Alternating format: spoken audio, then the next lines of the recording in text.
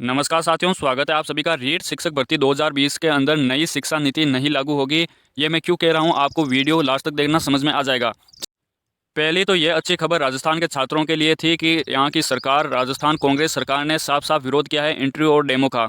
तो उसके बाद ये आशंका जताई जा रही थी कि अगर राजस्थान में कांग्रेस की सरकार गिर जाती है और भाजपा की सरकार आ जाएगी तो फिर नई शिक्षा नीति लागू होकर रीट भर्ती अटक सकती है। ऐसी संभावनाएं जताई जा रही थी और जो जायज़ थी। लेकिन अब कन्फर्म हो चुका है कि राजस्थान के अंदर चाहे कांग्रेस की सरकार हो, चाहे राजस्थान के अंदर भाजपा की सरकार हो, रीट शिक्षक भर्ती के अंदर इंटरव्यू और डेमो की प्रक्रिया नहीं लगेगी। अब मैं आपको बता रहा हूँ ऑफिशियल न्यूज़।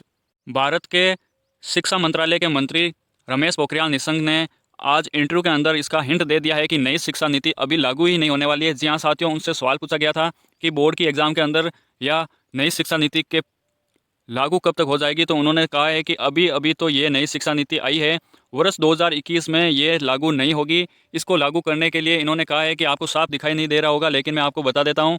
इन्होंने कहा है कि ज़रूरतों को ध्यान में रखकर राज्य सरकारों, मंत्रालयों, केंद्र सरकार से संबंधित विभाग और अन्य विशेषज्ञों की राय भी लेगी। जी हाँ साथियों, नई शिक्षा नीति राज्य सरकार के अनुसार ही लागू होगी, लेकिन ध्यान रखने वाली बात यह है कि 2021 तक ये लागू नहीं होगी। 2022 के अंदर नई शिक्षा नीति क्रियान्वित रूप ले पाएगी और वो भी राज्य सरकार की सहमति के बाद ही। ये खुद भारत के शिक्षा मंत्री ने कहा है।